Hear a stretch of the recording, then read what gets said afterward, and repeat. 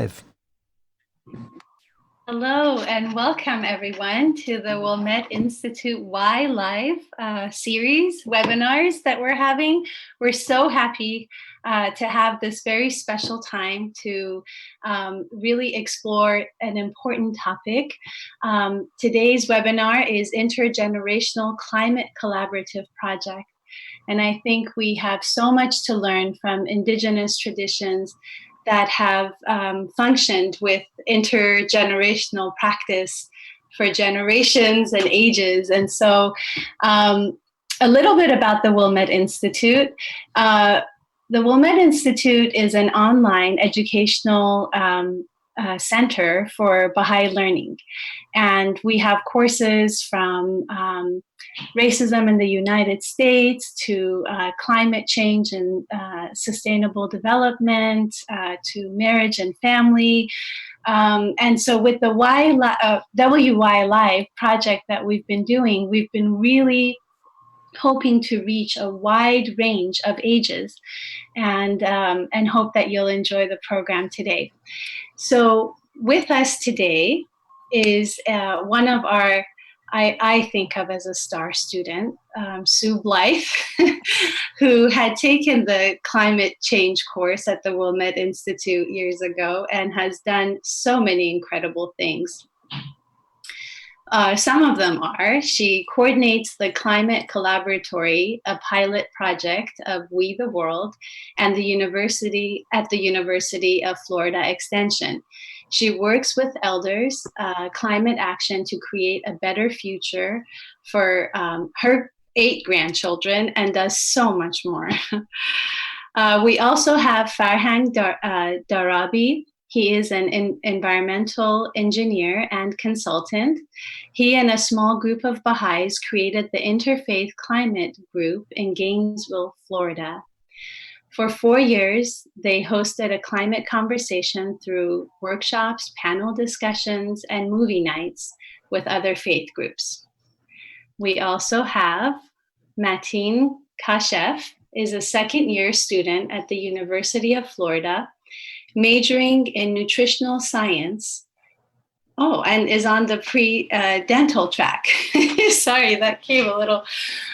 He has always had an interest in preservation and social action, inspired by his background in the Baha'i faith. We also have Savannah Roemhild on our show today, on our webinar today. She is a first-year student at the University of Florida, majoring in wildlife ecology and conservation, and on the pre-vet track. She has always been passionate about the environment and has joined many clubs on campus to participate in more outreach and about conservation. So we're so delighted and happy to have all of you with us today and look forward to indulging in the conversation we're about to have. The opening question I would like to ask each of the panelists are, what do you do for a sustainable future and why?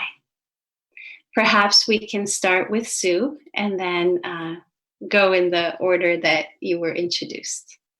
Okay, thank you, Chitra.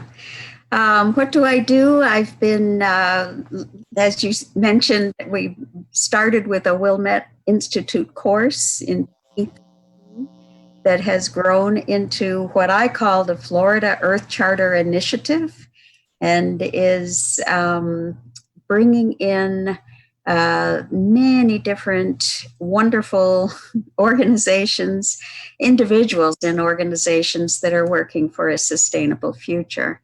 We do use the Earth Charter as a kind of guidelines, our roadmap, and that is that's a document that was launched in the year 2000, and I have been working with that document because for me it expresses the Baha'i principles in a way that works. Well, the consultation that created it was with people from all different faith traditions and no religious background at all, indigenous, people of all walks of life. And in the year 2000, they launched this document, which is the basis of a program that we're doing with the University of Florida now and We the World, called the Climate Collaboratory.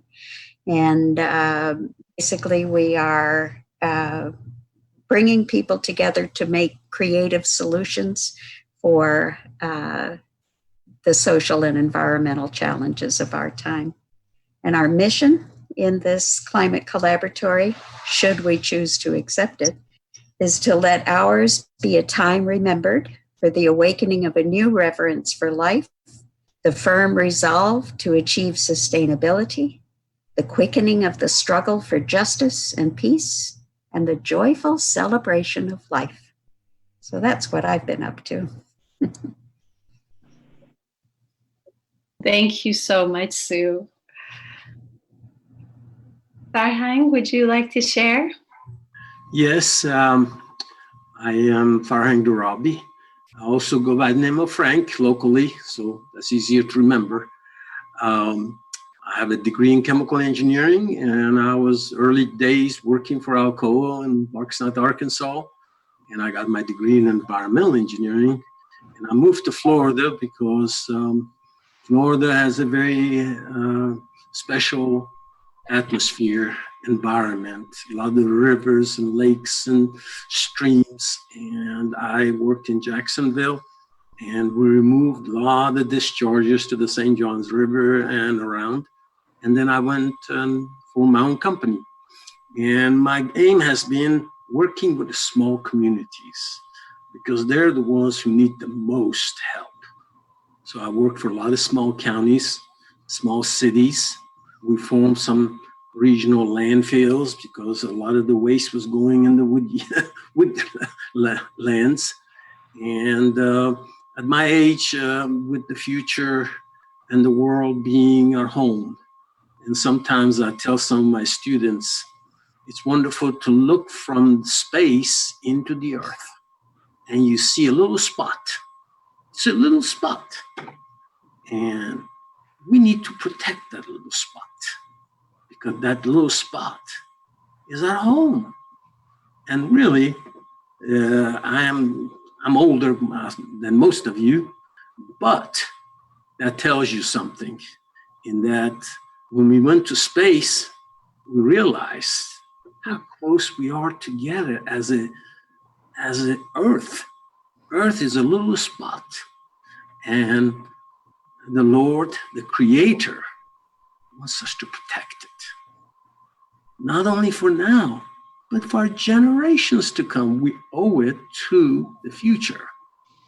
So that's my way of saying anything we can do to protect the environment in any way possible. And there are so many ways. And I chose to work with the smaller communities that don't have the resources. And I'm blessed and happy to be here. Thank you so much, Farhang. Appreciate that. Okay, I think next is Matteen. Hi, everyone. I'm Matteen Kashef. I'm a second-year student, and I really don't have the same accolades as Sue and Farhang had mentioned.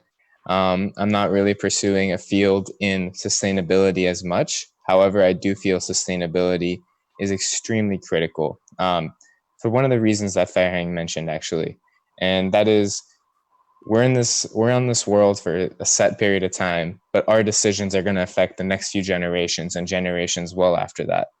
And I feel like putting together some action and to help my grandchildren, my great grandchildren, to live a easier life, to live a better life, is something that is the least I can do, and can help out. So I partake. Anyone that knows me knows I'm big on recycling, and I get on my parents' nerves all the time about it, and just try to do the little things. And I'm trying to learn more. I'm actually taking a course in the Wilmette Institute on climate change, an introduction to climate change, to kind of learn more about it, to learn the science behind it, as well as the religious aspect and how religions can shape a conversation. And I'm also really big on sustainability because I like the topic of, I like kind of depoliticizing it and to make it unified and to see this as a scientific issue and not an issue that's religious or political or anything like that, but to make it a human issue.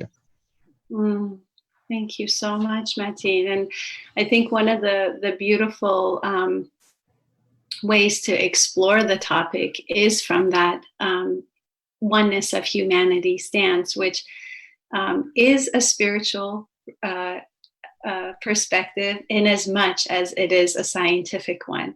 So bringing those two together gives a whole perspective of how we could move forward. Thank you so much. Savannah, you're next. Hi everyone, I'm Savannah. I also don't have as many personal accolades with my career and everything, as I haven't started that yet, but I am majoring in wildlife ecology and conservation to try to learn more about the environment and what I can do about it. And then I'm also on the pre-vet track, so I focus on animals mostly, because I've always had a strong connection to animals and nature and stuff. So I think that's why I've gotten into a really sustainable lifestyle and why I've developed a passion for it. I'm vegan and I try to be zero waste, and my family composts now, and I try to influence my friends to make little changes too. So it's one of my biggest passions, I would say.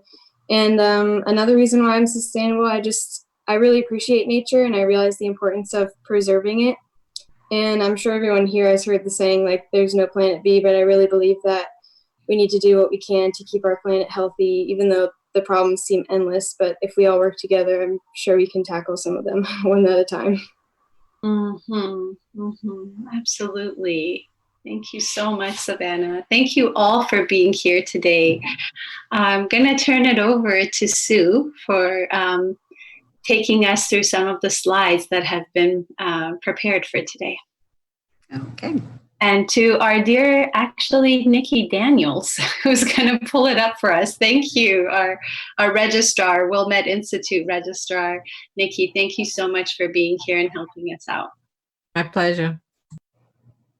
Great. Okay. So as I mentioned, we have this intergenerational climate collaboratory project. And so what we'd like to do first is find out who is with us today. And Nikki, why don't you ask the question and we'll find out what happens. Okay, so I've launched the first poll, and it simply asks, where do you fall on this spectrum? Youth, young adult, or elder? And this way we'll get to know what the breakdown is here in this meeting, and we can tailor the responses to our audience. So please vote. I see so far about half of us have voted. Okay, 60%.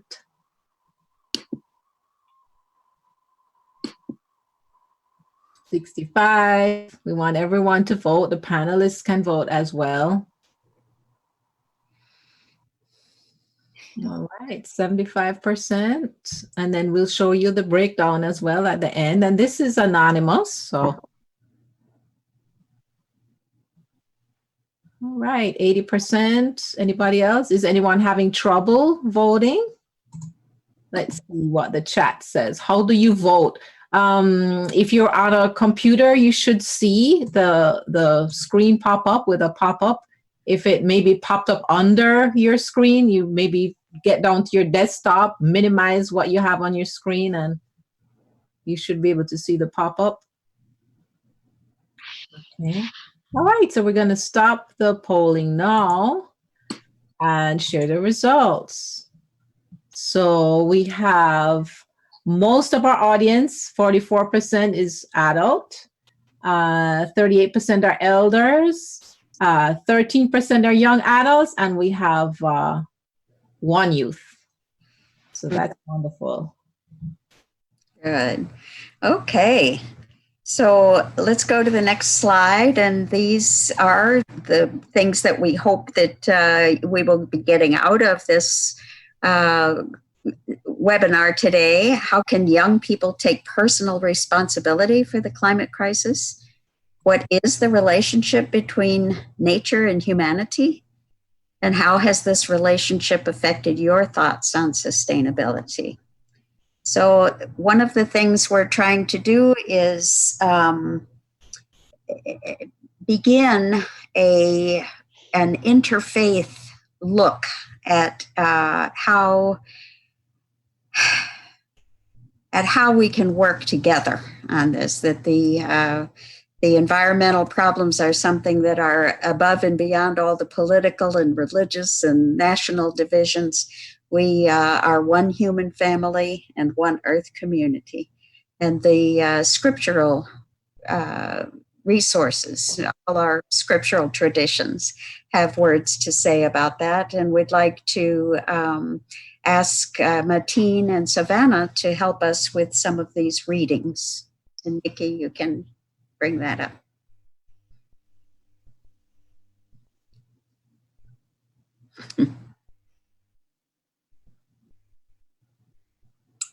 The heavens are telling us of the glory of God, and their expanse is declaring the work of his hands.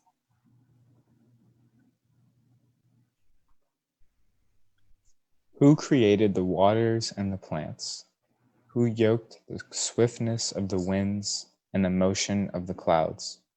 For I beheld Ahura Mazda, wise Lord, as the primeval source of creation. Gatha Yushtav Gavati, 44. Nature is God's will and is its expression in and through the contingent world. Baha'u'llah. Thank you. And Nikki, let's do our second poll.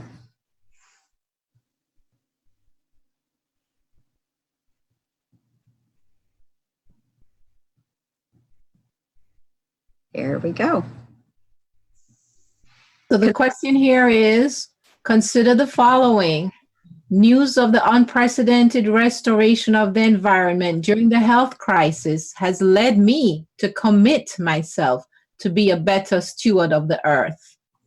And so you can say whether you disagree totally, you disagree, you neither agree nor disagree, you agree, or you strongly agree.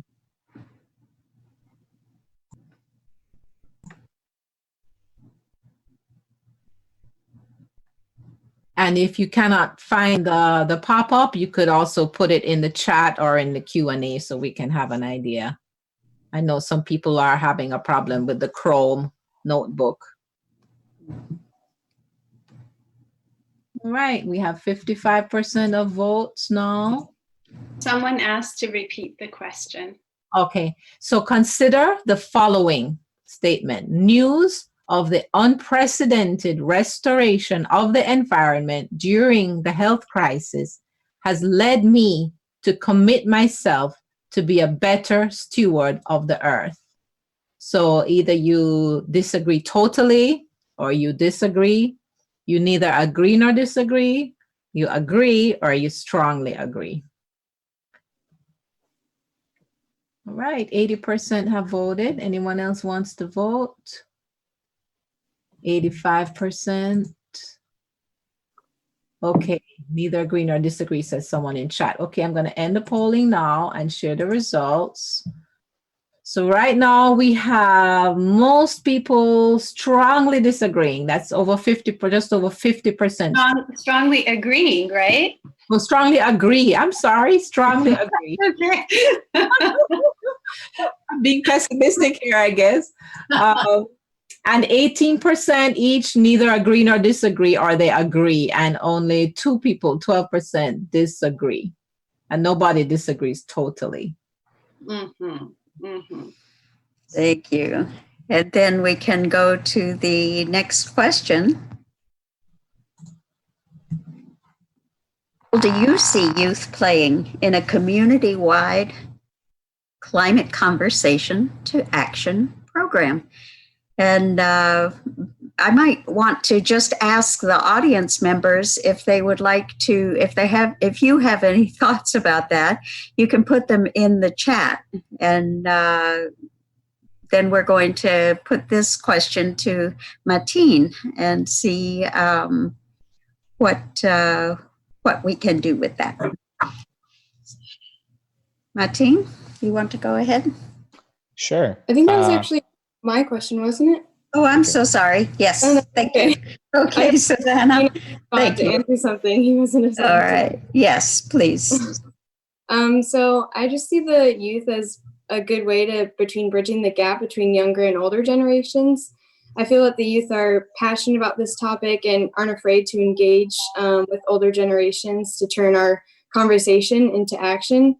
And I also feel that sometimes the youth need to rely on older generations for guidance on how exactly to turn their plans into real change.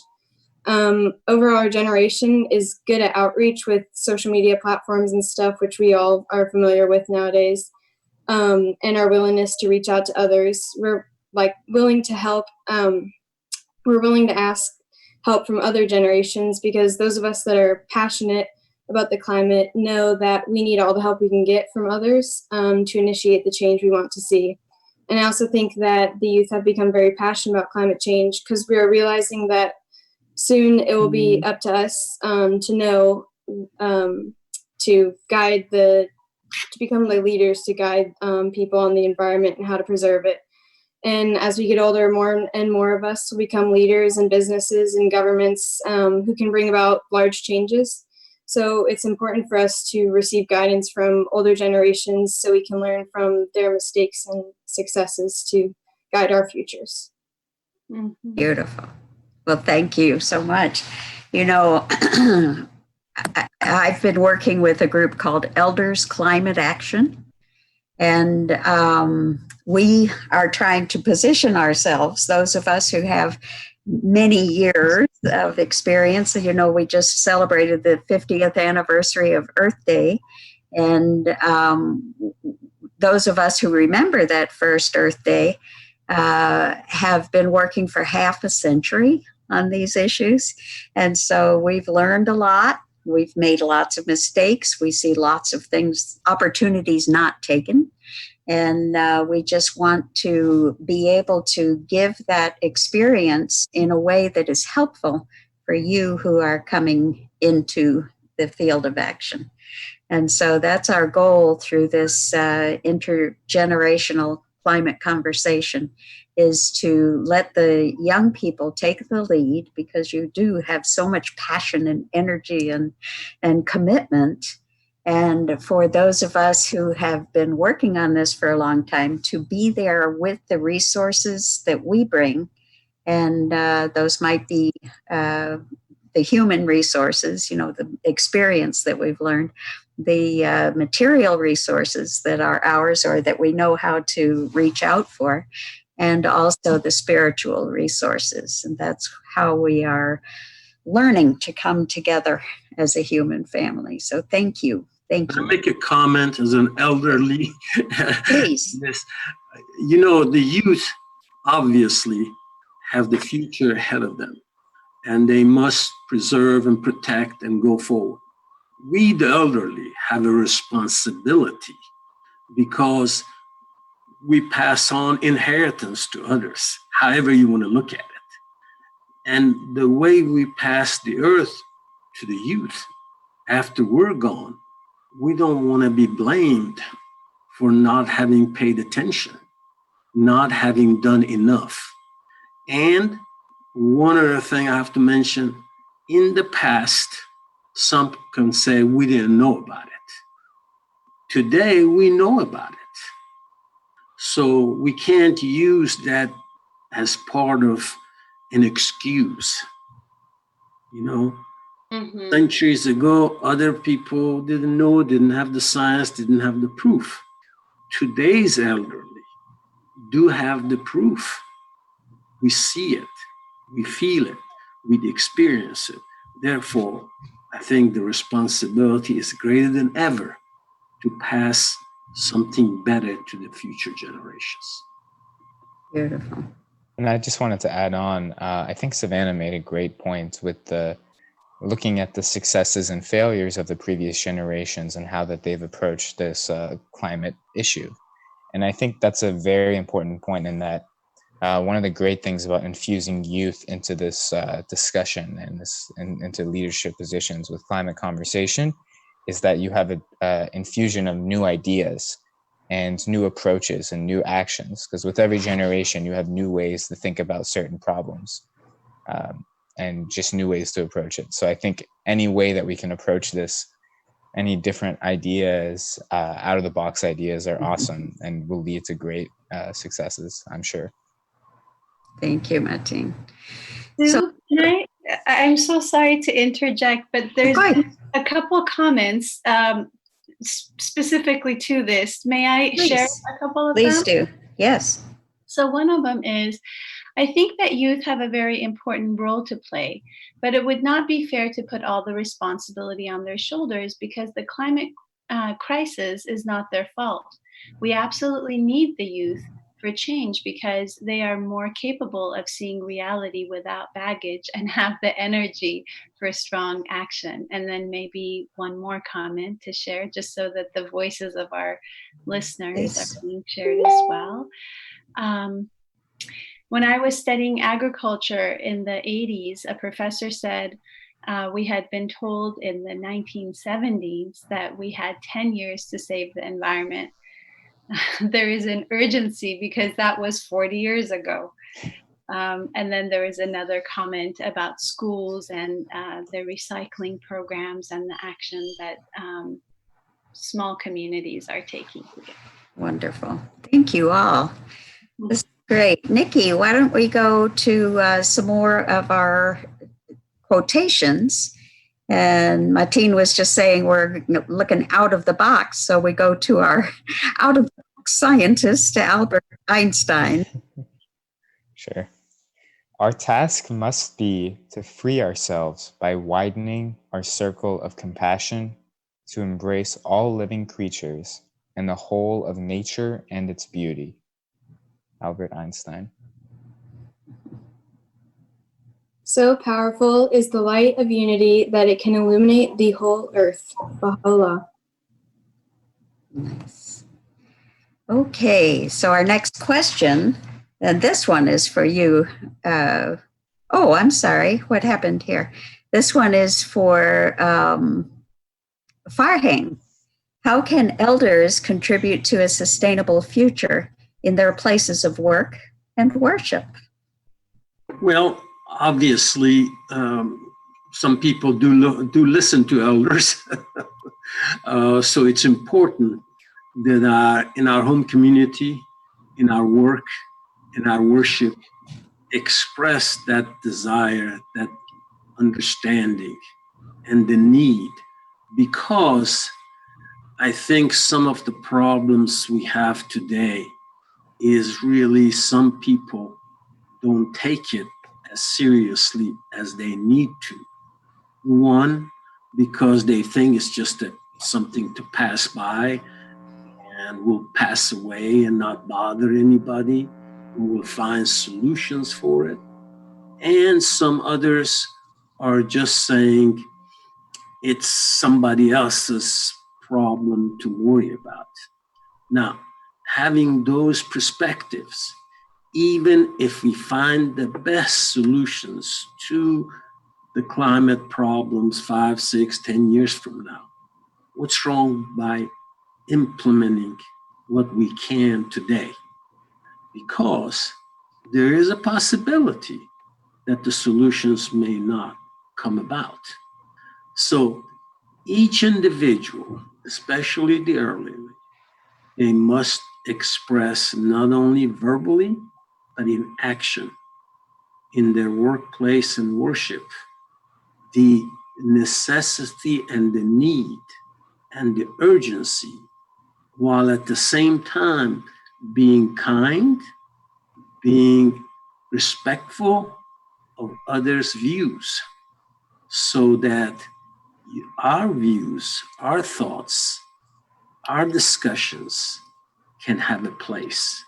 Because today the world is either this side or that side. But we need to bring everyone together in this discussion because it benefits all, it's good for all, and no one person has all the right answers. Thank you. Thank you. Thank you. I wonder, Chitra, did we have any responses from the audience? Yes, thank you. Just before we entered into the discussion of elders, there was a comment about someone else's comment that the professor had, said in the 70s, this was going to happen in the 80s, that we have this many years, that really they were asserting that it's these types of alarmist, I believe what I'm understanding from the comment, alarmist perspectives that discourage people to accept the reality of climate change, for example. So that was one comment. And then, so there's another one. I think many elders still have a throwaway mentality. We could do more in our meetings to be more sustainable, less styrofoam, less throwaway products, composting and gardening at schools, etc. So it really is changing our mentality as well. Yeah. Then the last one, request that recycling be put into practice, either from work managers or their faith coordinators. So, actually getting what's needed to set the foundation for that to happen, like the bins and so forth. All right. Good. I might just say one thing. There's a comment and a question in the Q&A, but I think it's more for the wrapping up section. So teacher, you could have a look at that and decide when you want to bring that comment and question in from Roger. Okay. Okay, I don't see it, but I will look for it. Thank you. From Roger. Okay. Okay. Nikki, let's go to the next slide. And Matteen. Sure. Be anxiously concerned with the needs of the age ye live in, and center your deliberations on its exigencies and requirements. Baha'u'llah. Okay, so there we are with the needs of the age we live in. And so as we come into this understanding of the balance of nature being kind of out of balance at this point, what do you, I think this question, it may be my fault that this question is not there right now, but I'm going to pose it to Matteen as well as to the audience. What is the relationship between nature and man? And how has this relationship affected your thoughts on sustainability? So I'm actually learning all about this in this Wilmette Institute course on climate change. And that's one of the units that we just went over, which is the relationship between humanity and nature. So I feel like this is an awesome topic. And the reality is we live with the earth. We are working with the earth. And it's not that we should waste the earth's resources without being sustainable in the process. It's not like it's not a garbage can where we can use it and then leave the scraps. We have to put into place sustainable practices so that we can help our future generations to be able to use from the same resources that we were. So we have to be conscious about the earth and its resources as well. And I think the reality is that if we keep dwindling down the resources, our current generations, it's going to make the relationship it's going to be much more strained relationship between nature and humanity. And it's going to be a lot more difficult for future generations to live. I'm really keen on this point that I'm amazed by this, that, it's the future generations that are going to get the harm of most of this, since we don't necessarily, some of the effects of climate change may not affect us as much right now, and we're not seeing it as visibly, but in future generations, as pretty much unanimous among scientists, that we will see extremely significant events occur. And anyone else, please jump in.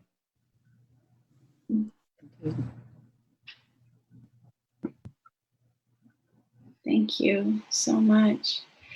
I just also wanted to share about the ramifications. I think that sometimes when we're thinking about one social issue, we are thinking, okay, the environment or human rights or animal welfare, whatever category we're in, we're kind of honed into that. But we know that there's intersectionality between all three of them, you know, the systems for humans, for the earth, and for animals. And even though we are seeing the effects of climate change all around the world, many don't take into account, for example, the spillover into human rights issues.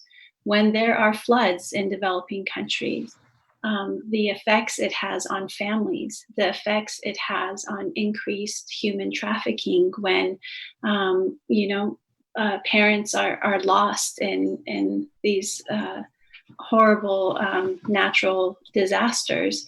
There are many children that are left without parents, and who comes after them? The traffickers. And so the human rights violations and trafficking increases as a direct result of the natural disaster.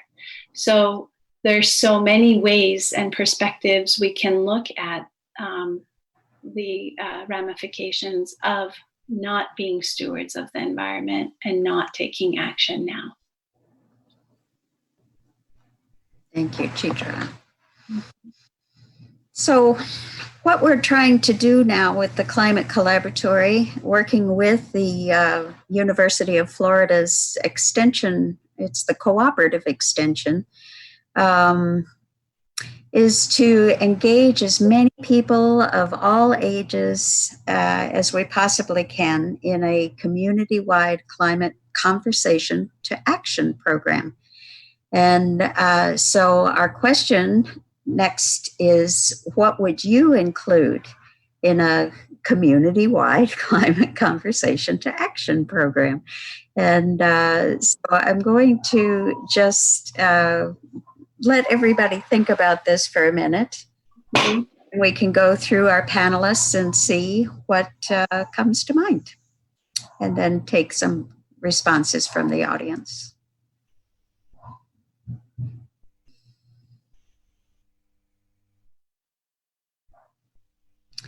So, Savannah, would you like to begin?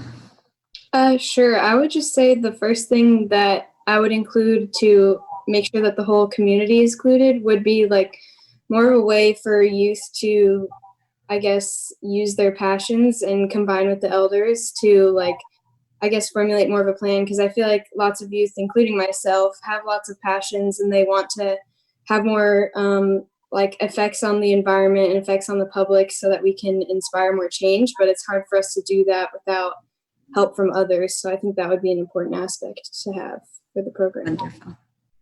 Thank you. How about you, Matteen?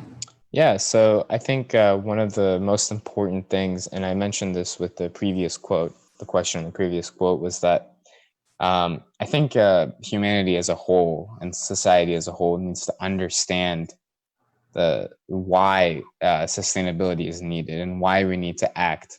And as was mentioned, and I saw some in the comments about how this is, or I believe Chitra mentioned that it's affecting those in the developing countries most. So, and I think that's one of the hardest things of all this is that it's a reflection on human rights being infringed in other parts of society as well. And one of, I would say, one of the conceptions of society as a whole, especially American culture, is to not worry about a problem until it really spills over, and to worry about the bandage but not preventing the problem in the first place. So I think it's important to understand why we need it and to use education as a tool for that. I also wanted to say a great way to lead into conversation to action is leading by example. And that's the easiest thing that we can do, is leading by example, taking our steps in making action and affecting those people around us, because I don't think as all of us realize it, but we all influence a certain number of individuals, some more than others, whether you're a business owner or in a in a position of hierarchy of some sort. But in all cases, we're influencing other people. And if we lead by example and take sustainability important to us, it's likely that it will rub off on other individuals around us as well. Thank you. How about you, Farhang? Well, I think this is a very interesting question, and it depends on the community, but every item, everything about climate must be addressed everywhere as far as learning. Then it must be localized to affect what affects that particular locality, because there are changes, there are differences, and we must be aware of our individual needs as well as national, international, and global needs. So this is a very broad question, and it affects all of us, and we must start where the community is, as small or as big it may be, and continue to make it the ideal relevant to the population we're speaking with. Thank you. So Farhang, you and I had some experience with this kind of bringing people together to talk about the climate. And I know we did panel discussions and had some workshops and movie nights and tried different platforms and formats. So now that we are in our coronavirus pandemic mode, we are finding different ways of doing that. So we'll be working over the summer to kind of play with how we can facilitate this kind of climate conversation online, and developing activities with Wilmette Institute over the summer, and then launching in September the actual program that we're developing with the University of Florida. So my hope is that we can kind of play with this over the summer and have something that will be very engaging and entertaining for people to really play with it. So I'm going to get a little bit more into that. But let's find out on our next poll about how we see this pandemic playing into the next stage of our evolution. This really is kind of the Earth Charter puts it this way: we stand at a critical moment in Earth's history, a time when humanity must choose its future. And we're really getting a new view of who we are on this planet. And Nikki, why don't you take us into the... Okay, I've launched the poll. It says, how hopeful are you about humanity continuing to see itself in a more unified way after the global health crisis? And A, nothing will change. B, it's possible.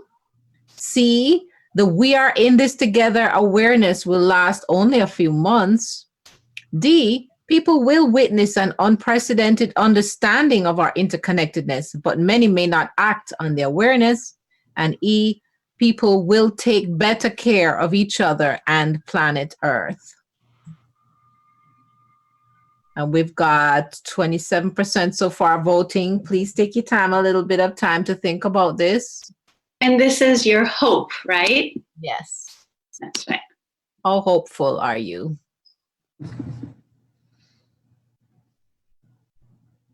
63% voted.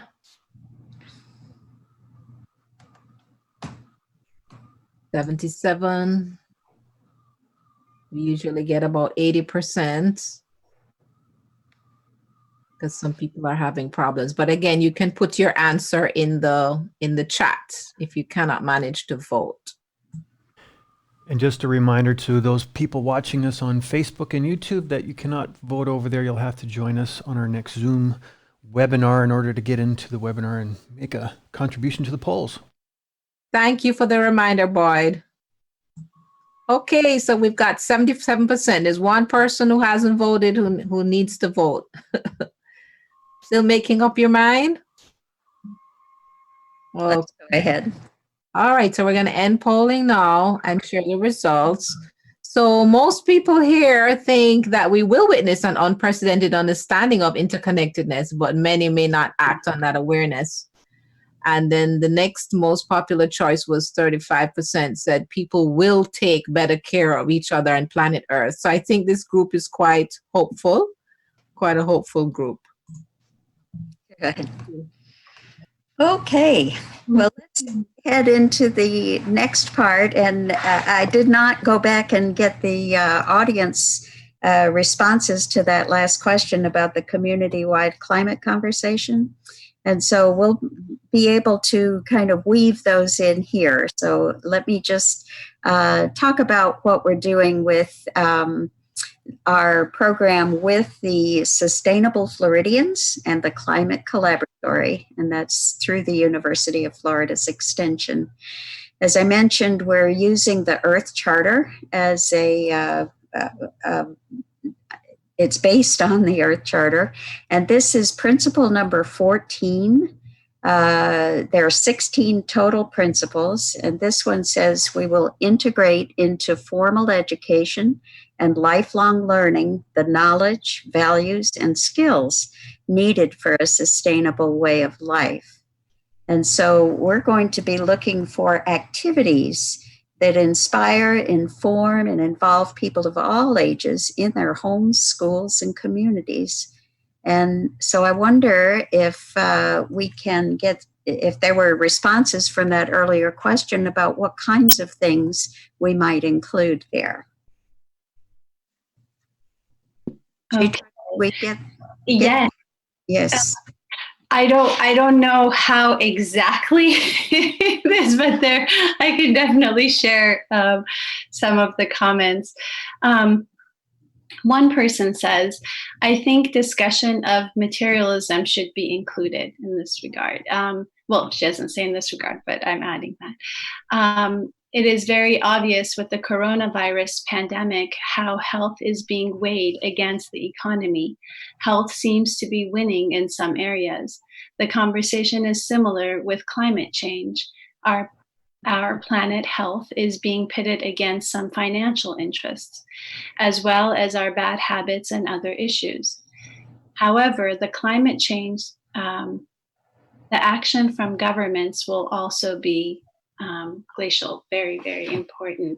So I think that this comment is actually important because there's a dual nature to what we're doing, right? We want to make personal changes, but we also know that we need structural collective changes that have to be in place. It has to be bottom up, grassroots up, but also, the governmental decisions and so forth are very important, not only in our country, but if we look at it from a global context, how the global north and the global south relate, whose voices are heard, who's at the table, how do policies get made and decided upon. So that I think is important. I don't know if we have a minute to pause and discuss that, or if we need to move forward at this time. Well, we can talk for just a little minute on it. Sure. Okay. I'll be quiet for a minute if anybody has a comment, but if you don't, then I do.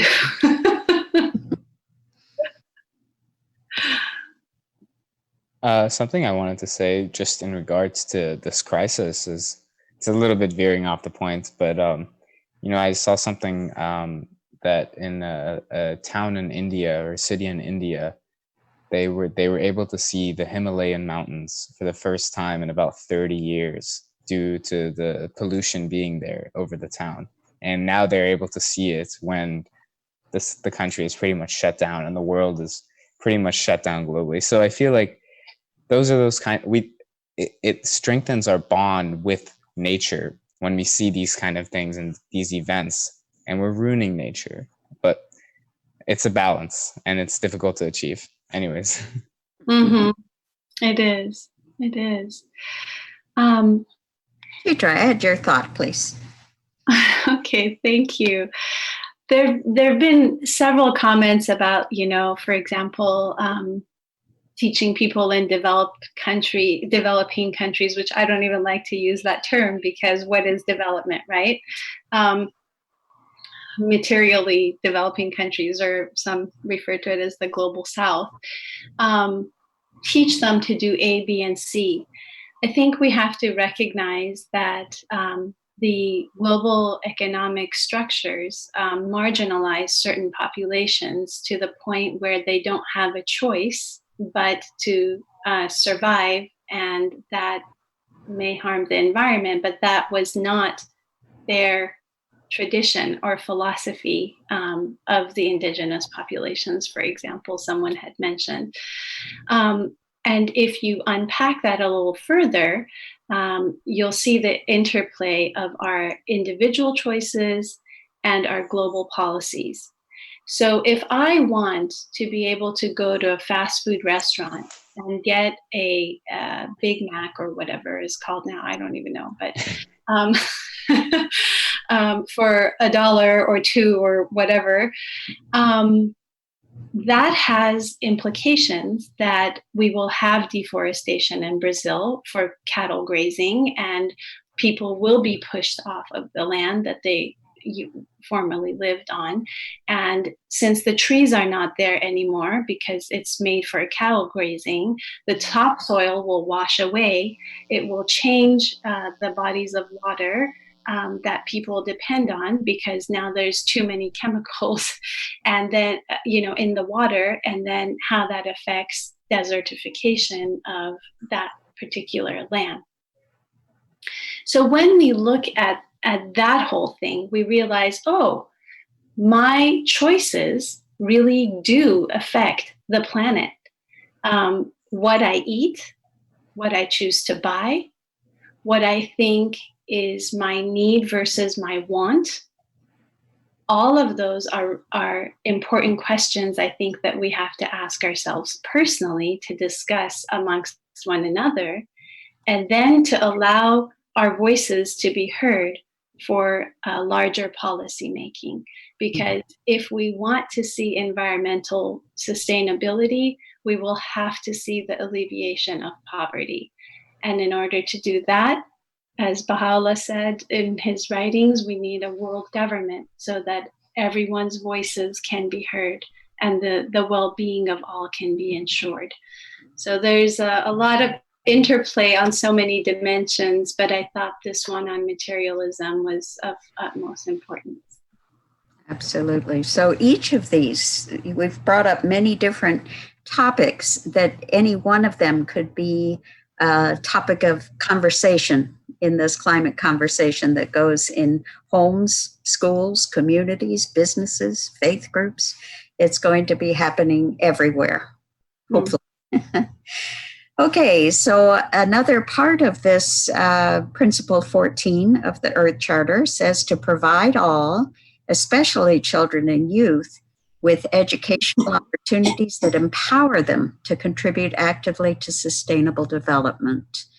And my question for the young people who are here is to just ask, how do you think the schools are doing with this part, with giving educational opportunities to empower them to contribute? And if is it happening in the schools? Is it happening in the communities? Where does this happen, and what do we need to make happen? That's for Matteen or Savannah. Savannah, I think you're muted, by the way. Sorry, I was about to talk and then I realized I was muted. Thank you. I'd say personally, in my experience at school, I started to learn about climate change in like high school, but there was no learning of that prior to that. So I think like they did okay in teaching us what it was. They taught us like the science basis, but they didn't really teach us, I guess, the effects that would end up affecting us. And then I would say though, at like a University of Florida, at least, they're really good about sustainability. They have lots of like sustainable plans for the school, and also in almost every one of my classes. I mean, I am a wildlife ecology and conservation major, but in almost every one of my classes, we talk about climate change and the effects and how it's going to affect specific animals and stuff. So I think definitely the universities are doing really well with that. At least my university is. So. Good. I would say for me, I didn't really get an education about climate change or necessarily the background behind it as a little bit scientifically in high school classes, but it wasn't much of an institutional process. I actually learned more about climate change kind of on my own research and through social media and through discussions with other youth. So I feel like society and the institutions in place have to do a better job of educating in regards to why it's so important, so that we don't have an issue like we do now, where there's a big disparity of people that don't believe in climate change, when there's about a 99.9% of scientists are it's pretty much unanimous. It's a scientific truth that it's a phenomenon that's occurring. So I feel as though the education does need to start. And I think I saw a comment from in the chat that doing things like a community garden with children and youth, and I feel like that's a wonderful, wonderful idea to kind of get people involved at a young age. And although it doesn't have to be these institutionalized educational opportunities, it can be through the family. And I think that can be a family unit as well, not just through schools. Exactly. Thank you. And I guess that brings up for me where at the beginning of this principle, it says to integrate into formal and lifelong learning. So all of the many informal ways that we go about educating ourselves and our young people is important in all of this. So I think we need to move on pretty quickly through these next few. We're going to promote the contribution of the arts and humanities as well as the sciences in sustainability education. Going to enhance the role of the mass media in raising awareness of ecological and social challenges. And so much is happening through the social media now. And also to recognize the importance of moral and spiritual education for sustainable living. And that's where I think our interfaith piece of this really comes in. I know that one group that I wanted to share is a group of young people who were, their lives were turned upside down by Hurricane Michael. This is where in the panhandle of Florida, one community was just about wiped off the map. And the young people who live in those and surrounding communities have been doing a project where they, each one was given a camera to take their own pictures of what was happening in their part of the world. And then each one of them got to tell their own story in a video. And they put that together as a traveling exhibit that has now gone to several parts of Florida, including the state capitol. And it's a conversation starter. So what we're looking for is lots of ways that people can come together for some, whether it's through the arts, it might be a movie night or a book study, or it could be, there's just so many ways. Some young people are doing short climate plays or doing open mic nights, variety shows on all of these issues. So there's just so many ways that we can play with this, and we'll be doing that. So again, we are looking at just finding out how we can engage people in storytelling. There's actually one more piece of this that is the collaborative storytelling adventure that we're writing. And so we'll save that for another session. But I wanted to turn it back to Chitra. And thank you so much for the opportunity. Wow, thank you so much to all the panelists for indulging us in this wonderful conversation, important conversation. I think that you just addressed Roger's question that Nikki had reminded me of, and that was, what ideas the panelists have about how to initiate, shape, and sustain a public forum that genuinely addresses this need. And you've provided us with so many ideas and things that we could do, as have our participants. Thank you so much for all the participants posting ideas, exchanging ideas and websites and so forth. So I think that if we start with hope, and we investigate for ourselves how we can work with people of all ages to become better stewards of the environment, it is inevitable, I believe, that we will find ways to move forward and that we will create the change we all hope and want to see. So with that, I encourage all of the participants to please spread the word about the WI Live and Wilmette Institute courses that are available. You're welcome to visit us at wilmetteinstitute.org, and you will see all of the different programs that are available. I really hope that we get to explore this topic again. Sue, thank you so much for organizing all of this, and to each of you, the panelists, for joining us today, and the Wilmette Institute, and our registrar, Nikki Daniels, and our tech master, Boyd, and all the others who made this possible today. Thank you, and have a wonderful rest of your Sunday.